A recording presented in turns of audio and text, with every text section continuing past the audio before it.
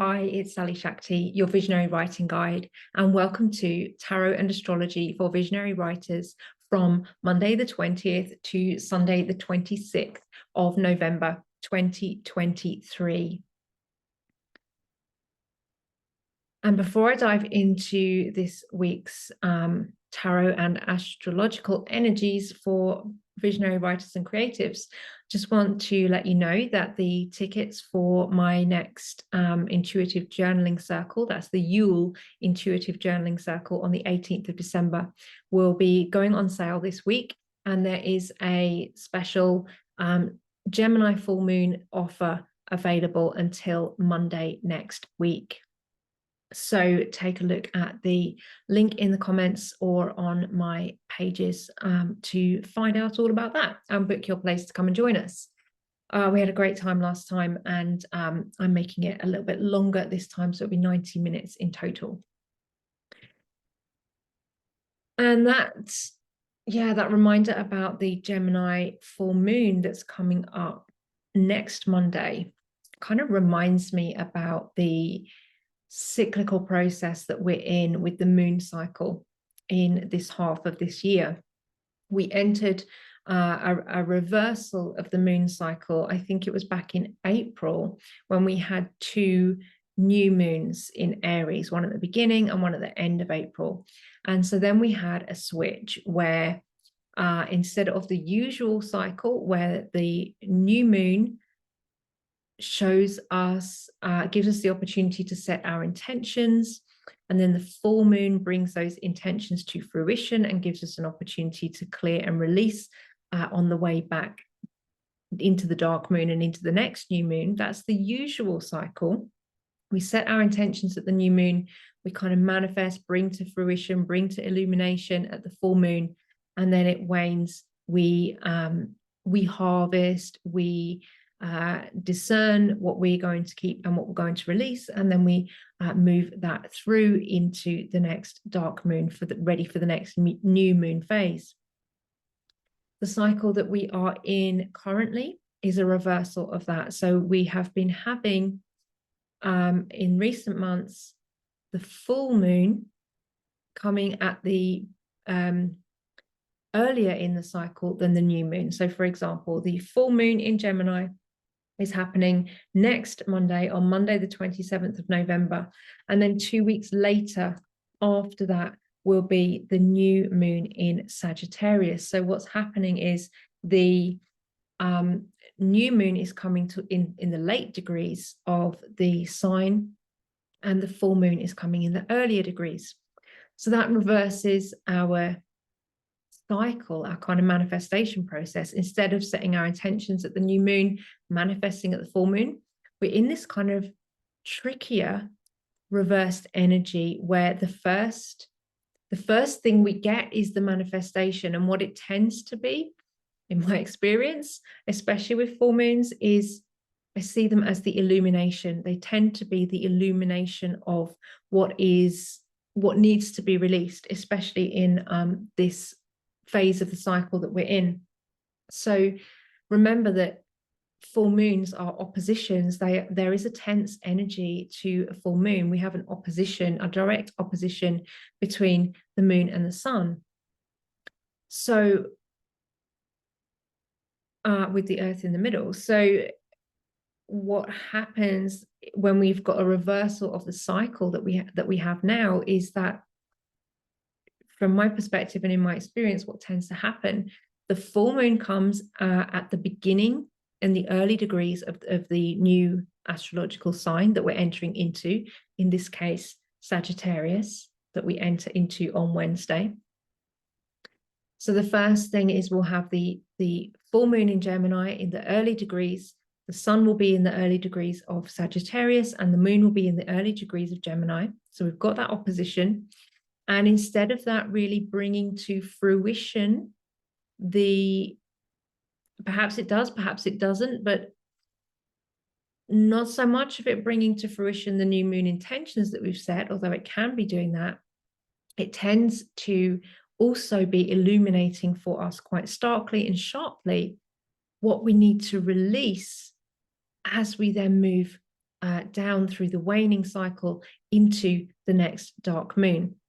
So there is just a slight shift in that manifestation cycle. We're tending towards more illumination of the tension, illumination of what is no longer working, and then the intentional release of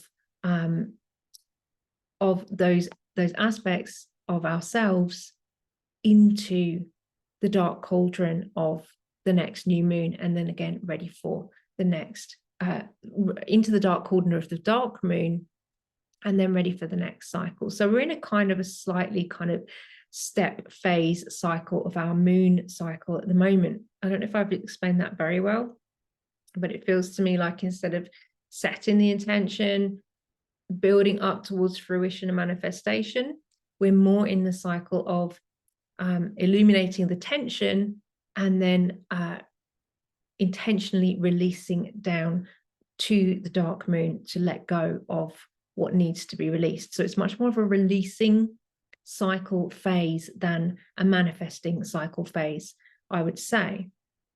Your experience might be different, and I do think there are still aspects of both, but it feels more strongly like a releasing phase than a manifesting phase at the moment. And that, of course, is deeply supported by, here in the Northern Hemisphere, being well into now the dark half of the year. We're in the last few days of Scorpio season, and the sun on Wednesday will be moving into the sign of Sagittarius. And how that feels for me and for us as visionary writers and creatives is that we're in the deep, deep kind of composting period. We know that what comes out of this phase can become not only our medicine, but the medicine, the gift that we can bring to others, that we can offer to others, that we can share with others, because we have lived through that deep core wounding and learned through our experience to transmute and transform through our own alchemy and through the alchemy of the dark season, the dark goddess, to bring that into something new, into new forms. And this is what we are always in the process of doing and becoming as visionary writers and creatives. So let's go down into that a little bit more. As we have been moving through Scorpio season since, well, a little before Samhain. Samhain came at astrologically mid-Scorpio season at 15 degrees of Scorpio. That was on the 7th of November. We've been in Scorpio season since late October. And as we have been moving through Scorpio season, in my personal experience, it's felt a lot like moving through and down into deeper and deeper and deeper layers of our own darkness, our own shadow, what we need to see and heal and transform and release. I could say a little summary of how that has been feeling for me, and how I've been experiencing these Scorpio energies this year, especially whilst I am in the process of my Star Priestess training. I'm working very deeply with the astrology signs and the planets and the stars and the ancient goddesses, especially the ancient goddesses of the British Isles, or Bridget's Isles, as I like to say now. This has been a time of deep and potent alchemy for me, and I know we're still in it, and I know that that's what I've been feeling on a personal level. We can also see playing out in the public sphere on a global level. I want to summarize, I think, my journey through Scorpio season to see if that resonates with you.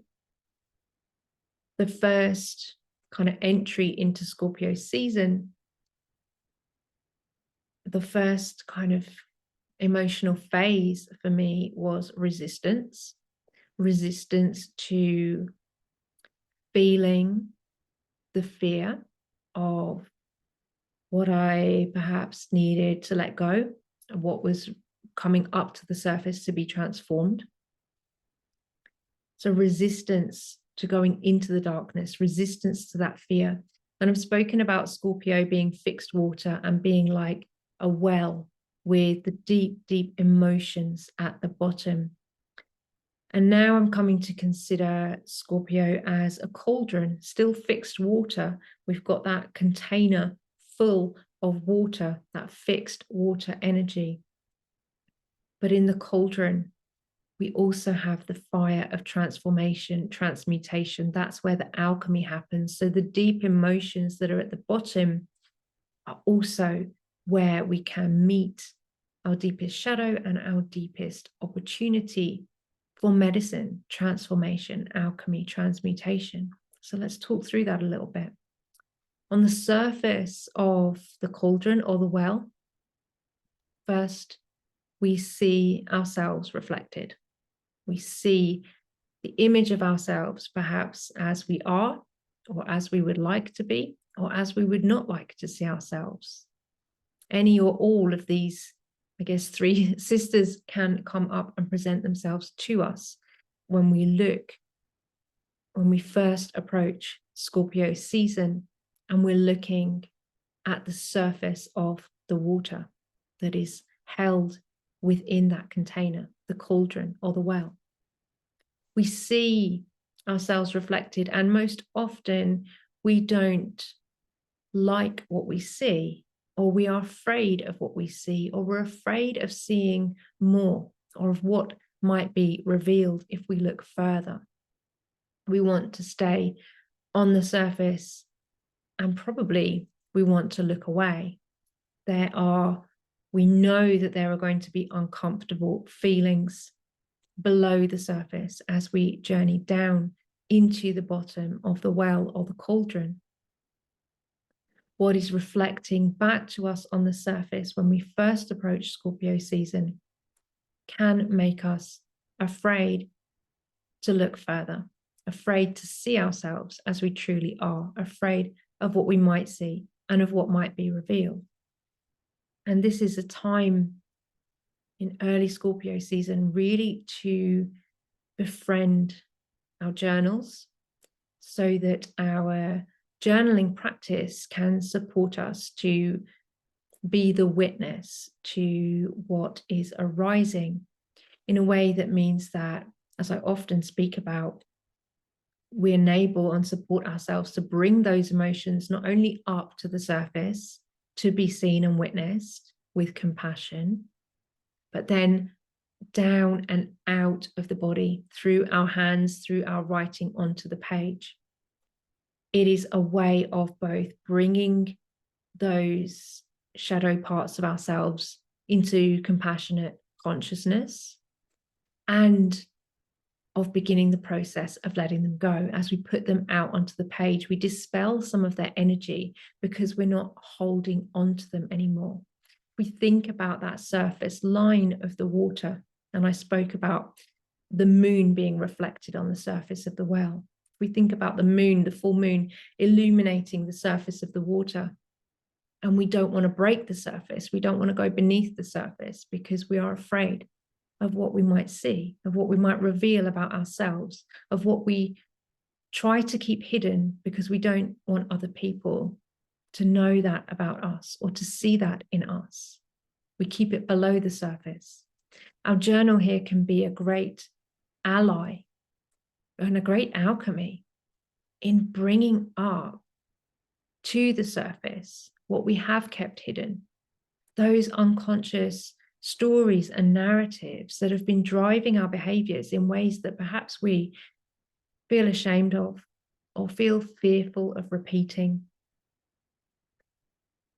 But truly the only way to release them from our bodies and our habitual behaviors is to bring them to the surface of the well, is to see them fully illuminated by that moonlight, and to look at what we see with compassion for ourselves, with forgiveness, with understanding, with recognition of perhaps the cultural conditioning or the ancestral traumas that we've been carrying, the education that we've received, the family environments in which we've been nurtured, and even our own lack of judgment, poor decisions, and the things that we can take responsibility for, the things that we've said and done that we would wish that we hadn't. In Scorpio season, all of this can come up to the surface, and the harder we try to keep it down, the more pressure it's building up beneath us. The more we try to keep ourselves closed off because we don't want others to see who we truly are, the more those behaviors actually come out like little puppets, like a little whack-a-mole. You know, the more we try and push them down, the more they keep coming up in different unexpected places because they need to be seen. That's really what they need. They need to be seen. They need to be acknowledged. If those behaviors or beliefs are perhaps ancestral traumas or traumatic events that we've experienced in our lives, what they need, like our inner child, is to be seen and heard and held. Those traumas dive down deep inside the body to hide because at the time it's too much for us to process and for us to witness. When we do have a little more safety and security and support, we may be able to safely bring some of those emotions up to the surface so that we can see them and so that we can have more awareness of the stories, the narratives that have been driving our behaviors, and so that we can have more choice over the behaviors that we choose to move forward with, and so that we can have compassion for ourselves, for our ancestors, for all of the factors that have contributed to those behaviors that we no longer feel aligned with or resonate with. And the reason why we perhaps feel ashamed or fearful of those behaviors is because we know that they don't resonate anymore. We don't want to repeat them anymore.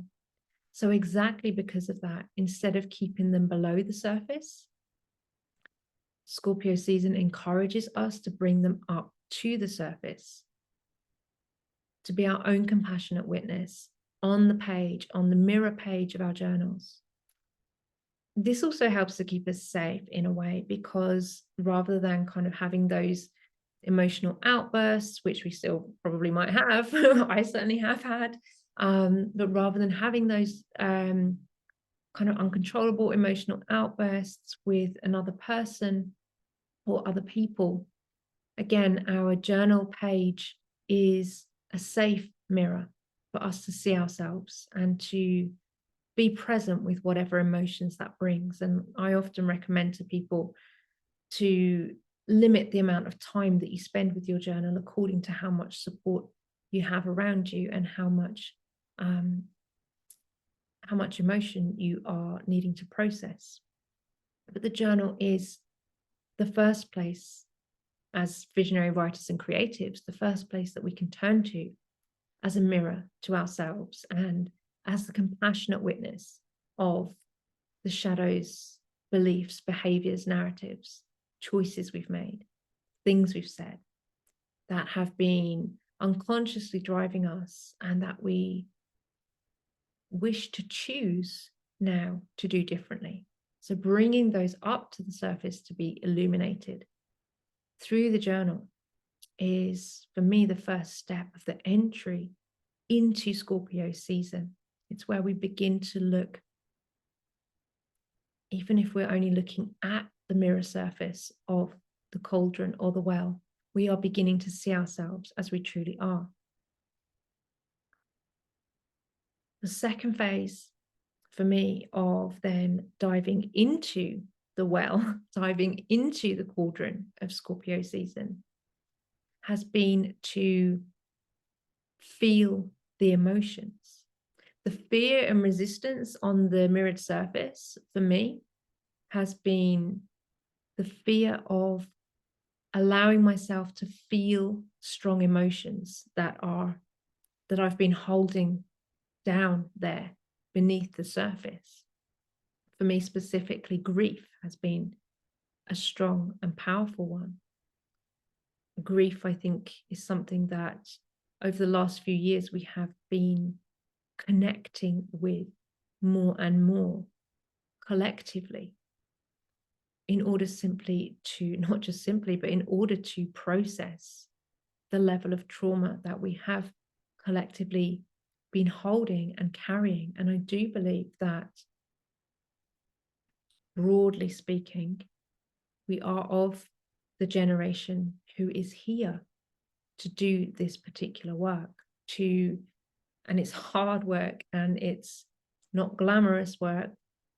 And there will be an end to this work as we can begin to move forward with new medicine. But it is, and seems to be for this, broadly speaking, generation, the work of giving ourselves permission and finding the structures of support that we need to feel the emotions that have been carried in our bodies and in our DNA and in our ancestral stories, in our cultural stories for generations, if not millennia. I've been working with my own personal ancestral history. I lost both of my grandmothers within a 12-month period recently. Still very much working with that transition. And I've been diving deeper into cultural ancestry. As many of you know, I've been reading the kind of like intensively read the stack of Boudica books by Amanda Scott recently. And through my priestess training have also been now diving into learning more about the goddesses of Bridget's Isles, the people we were, the time before patriarchy, capitalism, colonialism changed the narrative violently and forcefully, with the intention to eradicate what we know in our bodies to be true. And so all of the trauma, and I'm talking about going back 80 generations to a time around 2000 years ago, when that wisdom was collectively and violently eradicated, or at least sent underground from these islands, these Bridget's Islands. And that same story has played out over different timescales globally, and is continuing now as we see in Israel and Palestine to play out violently and oppressively. I'm aware of, I was also a strong supporter of Tibet in my kind of student days. I'm aware that Tibet no longer appears on the map. People now talk about China's border with India. And I say, China has no border with India. There's a country there. It's called Tibet. And the way that these beautiful spiritual cultures continue to be dominated and eradicated through genocide, as has been happening for generation upon generation. And collectively, many of us are here at this time to work with the alchemy of that trauma, the historical trauma and the present day trauma of collective genocide as well as the cultural narratives that have attempted to eradicate the wisdom of what we know to be true. This is big, deep work, and we can do it on a personal level.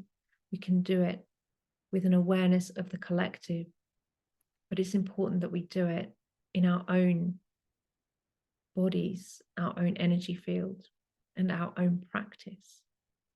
And so again, turning to our journaling, we can widen the scope, especially if we're allowing ourselves to go deeper with some longer journaling practices.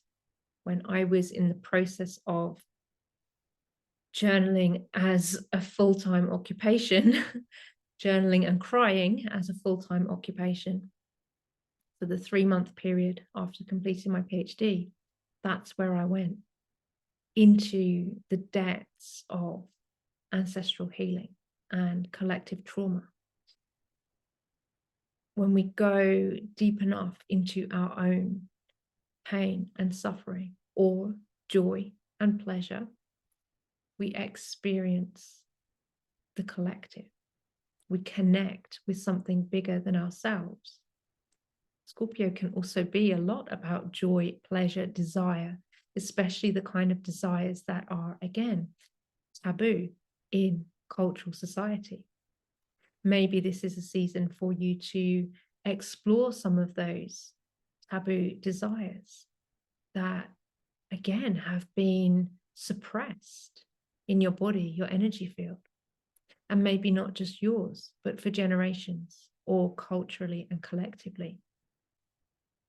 I know in my recent journey with Lilith on my Star Priestess training, she's really encouraged me and is encouraging me to step into my bisexuality as a part of my own power. And that's something that I have not fully claimed or acted on or acted from.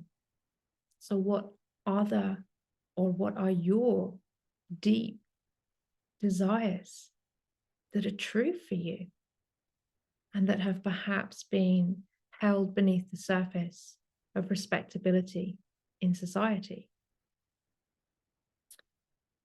Scorpio is a time to look deep within the mirror and below the surface at what is truly there. And so again, as we meet ourselves on the pages of our journals, we can, if we are prepared to, and if we have the support around us, take a deeper dive and journal into the collective experience or our ancestral experience. It will take us where it needs us to go or where it wants us to go, especially if we open up intuitively and allow ourselves to be guided and allow ourselves to write with full permission to see what's there as an exploration rather than an exercise in record keeping, which that's never really what journaling's been about for me.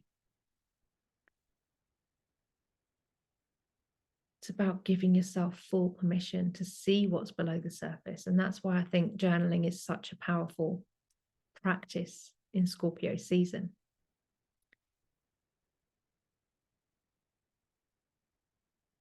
So we started with looking at the mirror, the surface of the well, or the surface of the cauldron, where that fixed water is held. And now we've dived deep into the waters. So we began with perhaps that fear and resistance to not wanting to know, not wanting to look, not wanting to uncover or discover. And then as we dive beneath the surface, we meet ourselves as we truly are, and we must give ourselves permission to feel the emotions. That was what I was saying, was the resistance that I had. Resistance to feeling the emotion, resistance to feeling the grief that I knew was there. I didn't want to let it out. I didn't want to let it show. I didn't want to let it through.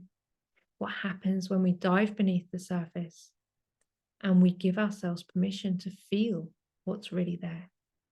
And that can happen often in the pages of our journaling. The tears come, the feelings come. We let ourselves move them through our bodies onto the page. And then afterwards, if we need to, we seek support from another, or we go out, we walk, we move our bodies, we do what we need to do so that those emotions don't get stuck there, but that we are moving them through. Scorpio fixed water also needs to move those emotions through. We don't want to get stuck in them, because in a well or in a cauldron, we could spin and cycle. We could just be writing them on the page over and over and over and over and over again. But we want to make sure that that is actually moving those emotions through and out of our body onto the page. So take the page and burn it somewhere safe. Take the page and offer it to the earth or the wind or the water. Move your body. Seek support from others. Do what you need to do to allow those emotions to move as you give yourself permission to feel them and to witness your truth on the page, because this is courageous work. And then the final stage, I think it's the final stage. It's the third stage. I think it's the final stage of Scorpio season, is hitting the bottom of that well, hitting rock bottom. And it's the well or it's the cauldron. And we reach the place that we didn't want to get to, but we got there. Or perhaps we didn't think we'd ever get to, but we get there and we hit rock bottom. And there is no further down this time that we can go. Next evolution, next cycle, perhaps we'll go further. But right now, we hit that place of rock bottom. We reach the bottom of the well. We reach the bottom of the cauldron. And what does that feel like? In my experience, it feels like the emotions are no longer so potent. The resistance to feeling the emotions is gone, and the emotions themselves have become more neutralized. They might still be present, but they're not so potent.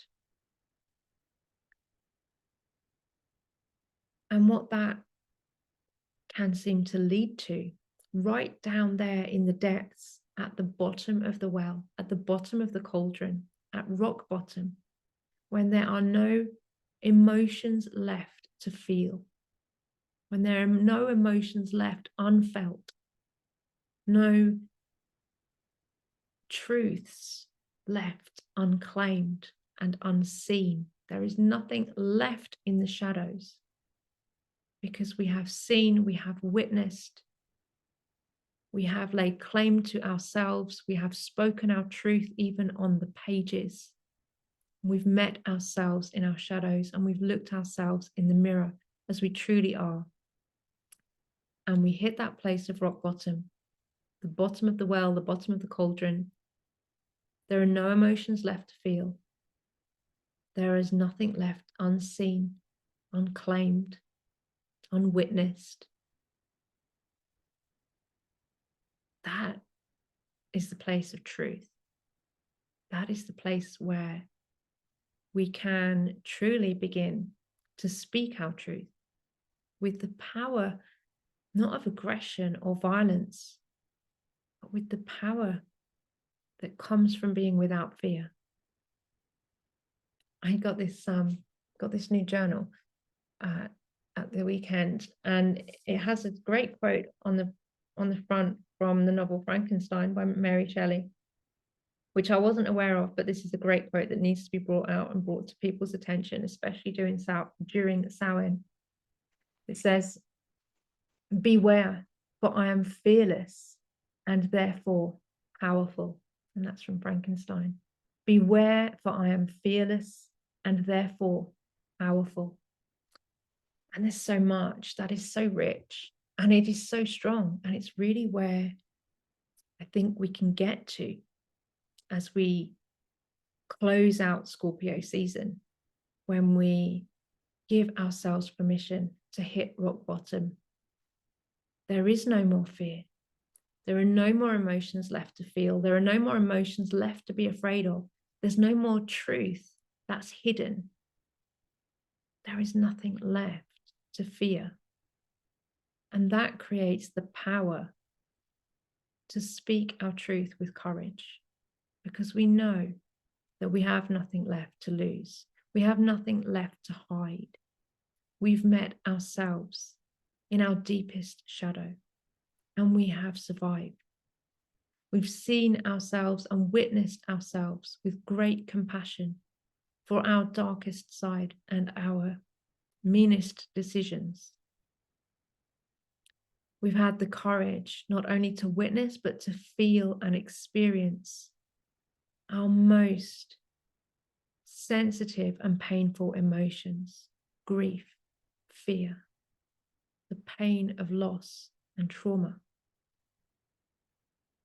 And when we've reached that point and there is no further left to go, there is no further down that we can go, we reach a place where we can speak our truth with courage, with illumination, and without fear. And that's powerful. And from there, from rock bottom, from the bottom of the cauldron where the deepest alchemy happens, and that is the alchemy, that's the alchemy of knowing ourselves and facing our shadows and integrating our fears and integrating those shadows, by which I mean witnessing ourselves with compassion and knowing the worst of ourselves, being compassionate for what we have done, what we haven't done, how we have felt, how we've behaved. Seeing ourselves in our truest shadow and claiming ourselves in our fullness with compassion is the alchemy, because we don't have to be afraid of that shadow anymore. We know it's there. We know what it looks like. We know how it plays out in our lives. We can recognize it when it comes to the surface, and we can make new choices if we wish to. But it doesn't scare us anymore because we know it. We've faced it, we've recognized it, and we've welcomed it back into ourselves. And so from that place of alchemy at the bottom of the cauldron, the only way left to go is up. And as the sun then, both this week, both the sun and Mars will join Mercury in the sign of Sagittarius. The fire, the spark of the archer, which I also believe is the Sagittarius is ruled by Jupiter. So we have expansion, we have illumination, we have this deep desire for truth and understanding of ourselves and others. Sagittarius also has a strong connection with Chiron, the wounded healer, the shamanic medicine that we receive from healing our own wounds and then sharing our integrated wisdom with others. And so as we alchemize the shadow of ourselves through Scorpio season, we can then begin to illuminate that wisdom, bringing our medicine back up to the surface to share with others. And perhaps what that looks like for a visionary writer and creative is to begin to express yourself more publicly again. After many weeks, perhaps, of that personal deep dive, the private journaling, perhaps there is the momentum with Mercury, Mars, and the Sun, all traveling then through the sign of Sagittarius, the spark of fire, that wants to seek the truth, that wants to speak the truth, that wants to share wisdom and medicine with others. That spark dances up from the bottom of the cauldron. I'm thinking of the story of Ceridwen when she is making the potion for her son to make him the wisest man in the world or wherever. And 3 drops of that potion fall onto the hand of the serving boy who has been stirring the potion, Gwyonbach. And those 3 drops transform Gwyonbach into the wisest, the bard, the storyteller, the wisdom keeper that Ceridwen intended for her own son. So from the bottom of the cauldron of alchemy and transformation, those 3 drops, that spark of wisdom ignites. Gwyonbach then is able to shapeshift. He's able to transform himself through different forms so that he can run from Ceridwen's wrath. They shapeshift and transform themselves into different animals and forms as they move and weave their dance through the story. He has the wisdom to be able to do that, and he becomes Taliesin of the shining brow.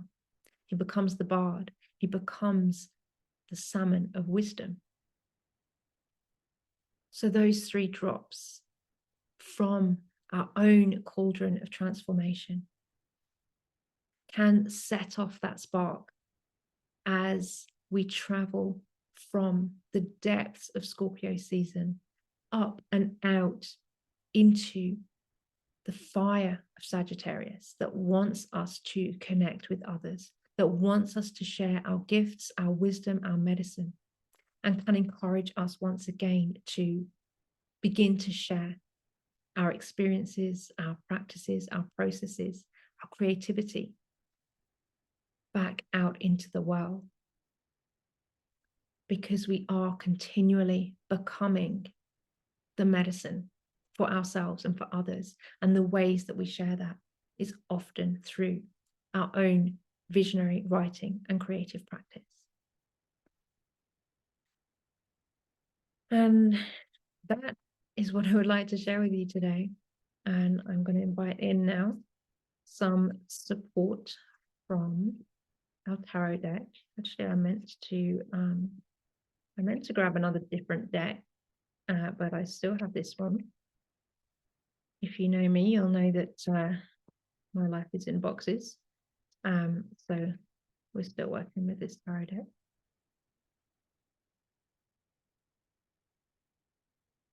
And we have the 4 of Swords reversed.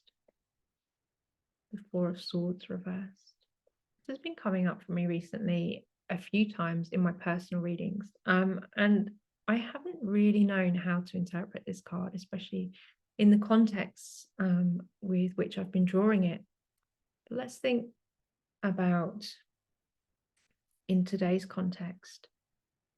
The 4 of Swords, right way up, often invites us to take a mental break, to let go of the stories and the narratives, which is what I was discussing at the beginning of the video. That's the work of early Scorpio. What the 4 of Swords reversed suggests is that break time is nearly over as we come towards the end of Scorpio season. As we reach the depths of rock bottom, we can pick up our sword again. We can begin to write and explore and dream and vision and share our wisdom and our medicine with others. So thank you so much for joining me today. As I mentioned at the beginning, the tickets for the Yule Intuitive Journaling Circle will be on sale from this week, and there's a special Gemini full moon offer available until next Monday. All the details for that will be in the comments below and in the various links that you can click through to. So please come along and join us for that if you would like to. I'd love to see you there. And follow me on social media at Writing Thriving.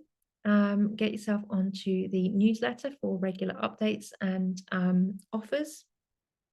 Leave me a comment, share this with your friends. And thank you so, so much for being here. I look forward to seeing you again next time. Go well.